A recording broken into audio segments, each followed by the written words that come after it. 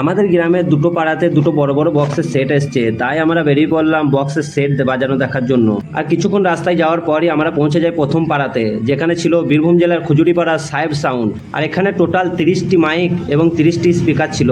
আর তোমরা একটু এর সাউন্ডটা শুনে দেখো।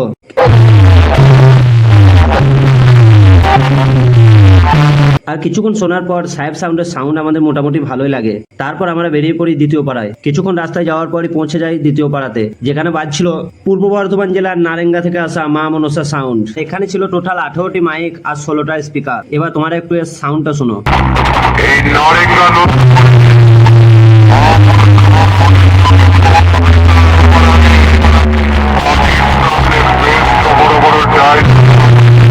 আর এখানে মা মনসার সাউন্ড পুরো ঝড় তুলে দিচ্ছিল। আর মা মনসা সাউন্ডের সাউন্ড পুরো আগুন ছিল।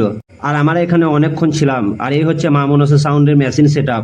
তারপর আমরা বাড়ি চলে আসি। আর এখানে সাহেব সাউন্ডের 30-এর সেটের থেকে মা মনসা সাউন্ড অনেক সুন্দর বাজছিল।